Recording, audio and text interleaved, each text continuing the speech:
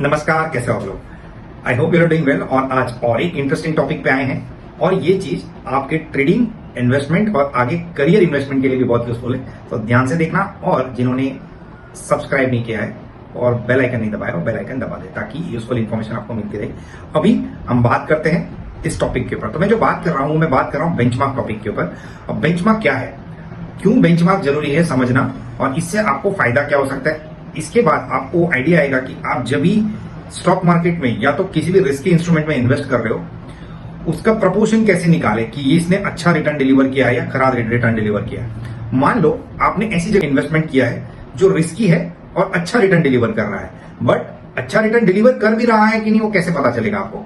तो Indian market के अंदर जब भी लोग इन्वेस्टमेंट करते हैं तो generally large cap, mid cap के अंदर करते हैं, और कुछ लोग अभी स्मॉल कैप में भी इन्वेस्ट करना शुरू कर दिया है।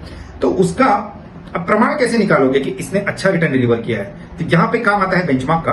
तो बेंचमार्क जो है वो आपको बताता है कि भाई इसने इतना अच्छा रिटर्न डिलीवर किया। एग्जांपल के तौर पे निफ्टी ने 22% का रिटर्न डिलीवर किया और सेंसेक्स ने 23% का रिटर्न डिलीवर किया है साल के अंदर। एग्जांपल है। तो अगर आपने जिस भी लार्ज कैप, मिड कैप में इन्वेस्ट किया है, क्या उसने उतना रिटर्न डिलीवर किया है कि नहीं किया है। एग्जांपल के तौर पे निफ्टी 50 ने अगर मान लो कि 22% का रिटर्न डिलीवर किया है, और आपका जो फंड है जिसमें भी आपने इन्वेस्ट किया है, चाहे वो रिस्की हो या ना हो, अगर रिस्की इंस्ट्रूमेंट है, मान लो ऐसे लार्ज कैप स्टॉक्स में इन्वेस्ट कर दिया है आपने, या तो उसके फंड में इन्वेस्ट कर दिया है, अगर उसने जो रिटर्न डिलीवर किया है वो 23% से कम रिटर्न डिलीवर किया है, तो उसने बेंचमार्क से कम रिटर्न डिलीवर किया है। तो मिनिमम रिटर्न आपका जो था उससे कम रिटर्न डिलीवर किया है। इसलिए अगर आप इस दौर में, अगर आप सेंसिबल इन्वेस्टर होते तो इंडेक्स फंड में या तो ईटीएफ में इन्वेस्ट करते जो 23% का रिटर्न डिलीवर मिनिमम कर सकता है। अभी दूसरा पॉइंट, अगर सेंसेक्स के लार्ज कैप स्टॉक्स में इन्वेस्ट करते हो तो सेंसेक्स ने मान लो 23% रिटर्न डिलीवर किया है, और आपने अगर सेंसेक्स 30 के स्टॉक्स में इन्वेस्ट किया होता तो आपको बेंचमार्क जितना रिटर्न मिलता, बट अगर उससे कम रिटर्न मिल रहा है तो आपको समझ देना चाहिए कुछ गड़बड़ है। पॉइंट नंबर 2, अभी यहां पे अलग अलग बेंचमार्क है। मान लो आपने मिड कैप में इन्वेस्ट किया तो मिड कैप का इंडेक्स ट्रैक करना पड़ेगा, अगर उसके इंडेक्स ने इतना रिटर्न डिलीवर किया उससे आपका रिटर्न डिलीवर ज्यादा होना चाहिए। बट और एक पॉइंट है यहां पे, क्या आपने उसी टाइम पे इन्वेस्ट किया था जब ये स्टॉक, या तो जिस टाइम पे ये म्यूचुअल फंड सिंस इंसेप्शन बोलते हैं, जब ये आया था। नहीं, आपको क्या मैटर करना चाहिए, आपने जब से इन्वेस्ट किया है तब से अभी तक का आपका रिटर्न क्या है। तो ये जो इन्वेस्टमेंट्स के अंदर गड़बड़ियां हो रही है, आपको यहां पे समझना पड़ेगा कि जब से आपने इन्वेस्ट किया है तब से इसने कितना रिटर्न डिलीवर किया, दैट थिंग्स ओनली मैटर।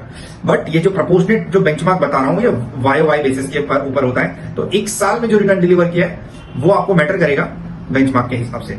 अभी यहाँ पे दो टाइप के एक पैरामीटर्स है, एक इंडेक्स और एक बेंचमार्क। तो आपको समझना है इंडेक्स और बेंचमार्क क्या है।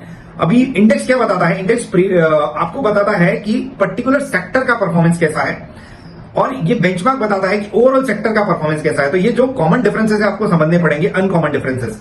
अभी यहाँ पे इसका पर्पस और फंक्शनलिटी में क्या है, इसकी फंक्शनलिटी में ऐसा है, can index provides a general measure of market trend as used for broad market analysis. पूरे मार्केट के एनालिसिस के बारे में बताता है इंडेक्स।